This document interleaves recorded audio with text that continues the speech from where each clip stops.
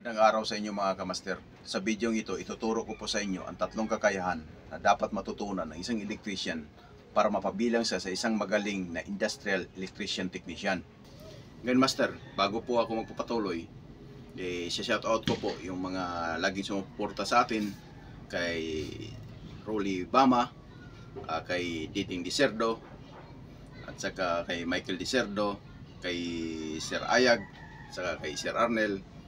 Sila po ang lagi-lagi pong tumatangkilik sa ating channel dahil mapupulutan po ng aral. At sa iba naman po na hindi ko na banggit, shout out po sa inyong lahat.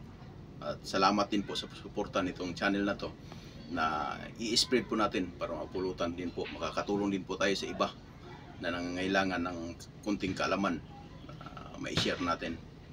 Kung bago ka pa lang sa channel na ito master, please paki-subscribe and i-hit ang notification bell para updated ka sa sunod pang mga video natin na mapupulutan ng aral. At saka master, huwag mo nang kalimutan din, paki-share din po itong video na to kaya papaano makakatulong din po tayo sa iba na nangangailangan din po ng kunting kaalaman na magagamit rin po sa hinaharap. Kaya ang payo ko sa master, huwag mo na patagal, i-subscribe po na.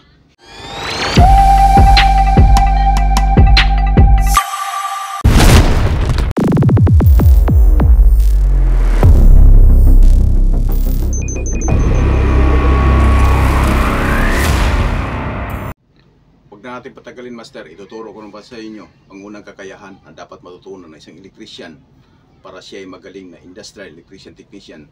Ay una ay kailangan matuto siyang gumawa ng control. Kailangan tutunan po niya yung motor control. Ano po yung mga motor control?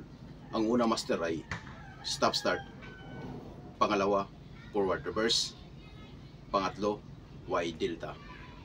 Ngayon master, kung marunong na kayo sa control at saka kung hindi pa ninyo kabisado ang control master, dito sa channel na ito master, dito nyo matutunan ang pasikot-sikot kung paano gagawin ang motor control. Ngayon master, ang turo ko kasi dito ay pa isa-isa, one by step.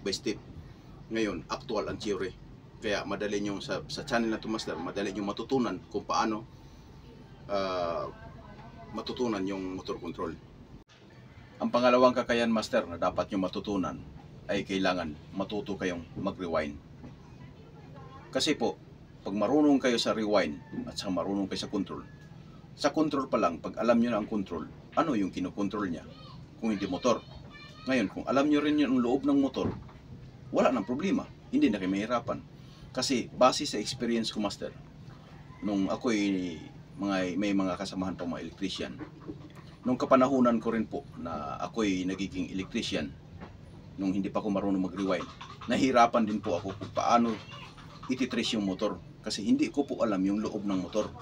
Kaya nga, ang pinakamagandang combination master ay control and rewind. Yun yung pinakamaganda master. Kasi saklaw na siya eh. Kaya mo na siyang paikot-ikutin, alam mo na kung saan siya kasi kaya mo na siyang baguhin ang motor. Kaya mo siyang i-repair. Ngayon pagdating sa control, wala ka rin namang problema. Kaya yun ang pinakamagandang combination master. Motor control and rewind. Ang pangatlo master na dapat nyo matutunan, alam kong alam nyo na rin to kasi tayo yung mga electrician. Kailangan marunong kayo mag-tester. Sa lahat ng mga electrician master, ang pinaka-importante sa electrician ay kailangan marunong siya mag-tester. Ngayon, kung may kakayahan na po kayo master na marunong mag-tester, isa na rin po kayo, pero kailangan matutunan nyo pa rin yung pagre-rewind at sa control para kahit papano, madali nyo lang matrace. Laging tandaan nyo master, kailangan alamin nyo ang tester, ang pasikot-sikot ng tester kung paano siya gamitin. Kasi napaka-importante po sa isang electrician na marunong mag-tester. Ngayon master, nabanggit ko na yung tatlong kakayahan na dapat matutunan sa isang electrician. Ngayon po, ang tanong, magaling ka na bang electrician? Sa akin master, hindi pa. Dahil marunong ka sa tatlong kakayahan, wala ka namang katangian. Ngayon master, yung combination yun, kailangan may katangian ka. Ano-ano po yung mga katangian? Una, kailangan kunin mo ang impormasyon. Ngayon master, bilang isang technician sa isang company o sa ibang mga pag ikaw ang technician master, matik yan, problema ang ihatid sa iyo. Tulad sa mga machine. Ngayon, bago ka mag-troubleshoot ng machine master, ang iano ko sa iyo, kailangan kuhanin mo muna yung impormasyon. Kuhanin mo muna yung impormasyon kung ano ang nangyari sa makina. Para doon pa lang sa impormasyon na yon, magkakaroon ka ng ideya. Ngayon, master, ang pangalawa, kailangan i-analyze mo ang problema. Pag nakuha mo na yung impormasyon, master, i-analyze mo yung problema. I-analyze mo kung ano ang dahilan. Sample, master. I-sample ko to. Sample lang to, master. Pag may problema, hindi kumana yung motor. Ngayon, i-analyze mo, bakit hindi nagana? Anong problema? Baka sa control. Baka sa motor. Ngayon, may ideya ka na. Control, motor. Ngayon, ang pangatlo, master, na dapat may katangian yung isang magaling na electrician ay target to the point. I-target mo, master, kung ano ang problema. Halimbawa, pagpalagay natin, hindi gumana yung motor niya. Ngayon, ang target mo kaagad, motor. Ngayon, anong dahilan bakit hindi siya gumana ang motor? May posibilidad sa control. May posibilidad sa push button. May posibilidad na walang power. Ngayon, master, na-target mo na. Huwag ka nang lumayo, master. Target to the point. Kaagad ang dapat maano. Huwag ka nang lumayo. Master, yung pang-apat. Ang pang-apat po na katangian ng isang magaling na electrician.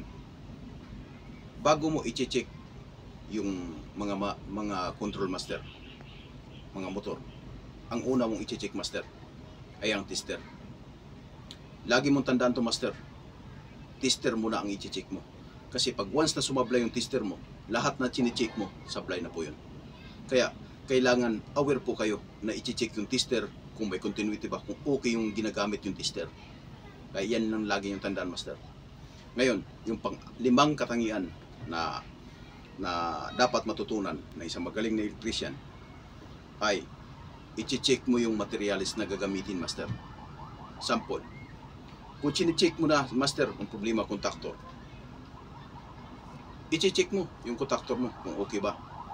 Kung may coil ba, may continuity ba sa coil, overload, yan, i-check mo. Lagi mong tandaan, master, mapabago man o mapaluma, bago mo ikabit sa machine, master, laging i-check mo yung mga materials na magagamitin mo. Yun lang, master. Yun lang ang limang katangian na dapat din matutunan sa isang magaling na electrician. Ngayon, master, bago ako magtapos, paalala ko lang sa inyo, huwag niyong kalimutan mag-subscribe at i-hit ang notification bell para updated kayo sa sunod pang mga video natin na mapupulutan ng aral at saka makakatulong din po tayo sa iba. Paki-spread na rin po sa video natin kahit paano magkaroon ng ideya yung iba sa mga, kasi mas masarap sa atin, master, na makatulong tayo sa iba. Hindi na natin isasarili yung kaalaman natin dahil tayo ay nagmula sa wala. Kaya tulungan din natin yung iba na kulang sa kaalaman para kahit paano lahat happy.